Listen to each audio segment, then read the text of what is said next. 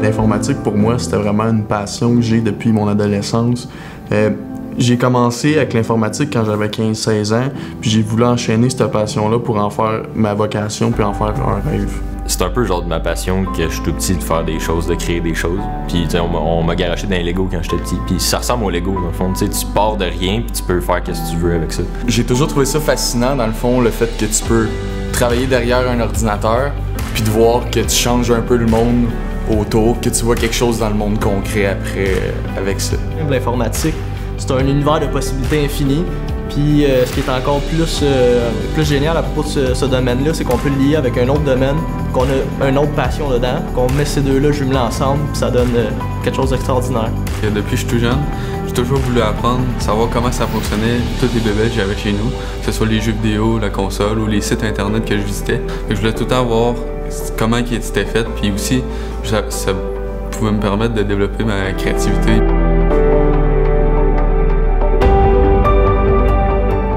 Le projet que j'ai travaillé cet hiver dans le Hub, en fait, c'est une plateforme de diffusion de vidéos.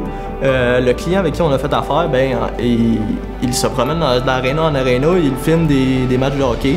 Sur cette plateforme-là, on les rediffuse pour les donner aux clients qui n'ont peut-être pas accès physiquement aux matchs de hockey pour ainsi s'abonner pour une ligue de hockey ou pour un match en particulier.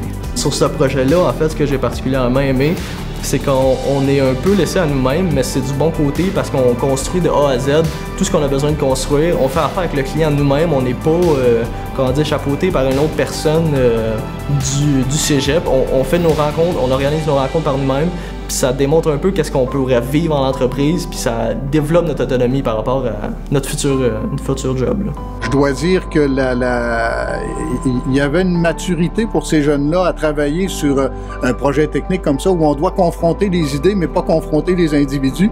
Et eux, je pense, ont très bien réussi à le faire. Je n'ai que des bons mots jusqu'à maintenant. Le projet sur lequel j'ai travaillé, c'est une application qui s'appelle Emploi Montérégie parce qu'on trouvait que les systèmes actuels de recherche d'emploi étaient trop complexes. Puis dans le fond, on voulait faire de quoi que tu avais comme une carte. Puis avec cette carte-là, tu vois directement les emplois. Puis quand tu vois ton emploi, tu peux juste postuler directement, tu n'as pas de compte à créer, c'est vraiment facile. L'expérience avec les jeunes à chaque semestre, c'était vraiment une expérience intéressante pour moi, enrichissante.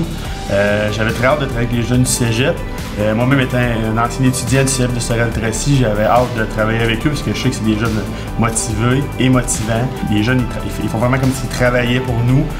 Ils nous donnent des comptes rendus, on a des suivis rapides avec eux, puis on les sent vraiment impliqués dans le projet. Là, les autres aussi, ils veulent que le projet réussisse et qu'il soit vraiment beau. Ils sont fiers de ce projet-là, puis nous, on est fiers aussi d'eux. Ce qui est intéressant dans le projet, je trouve, c'est que on est parti des besoins des chercheurs d'emploi qu'on connaissait, puis toute l'expertise qu'on développe dans un Carrefour Jeunesse Emploi. Mais on a la collaboration de jeunes qui sont, je dirais, peut-être plus tendance que nous au niveau des applications, de l'utilisation de l'Internet.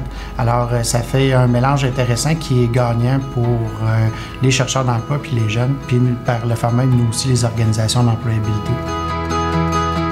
Mon projet pour le Hub du cégep de Sorel-Tracy, c'est une application de ressources humaines pour les gestionnaires de la ville de Varennes.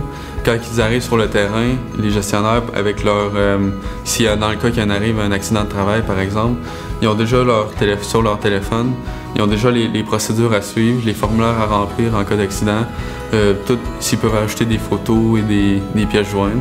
Ils peuvent tout envoyer ça par courriel aux responsables. Avant, dans le fond, eux, ce qu'ils devaient faire, c'est on imprime le formulaire, on le remplit, on l'envoie par la poste, puis il y a beaucoup de traitements. Nous, le but de notre application, c'était de regrouper tout ça dans une genre de boîte à outils et de rendre ça facile, accessible en ligne, autant sur mobile que sur web. C'est certain que ça m'a amené un bon bagage pour le marché du travail, parce que, dans le fond, moi, qu'est-ce que je voulais faire plus tard, c'est plus dans le développement d'applications.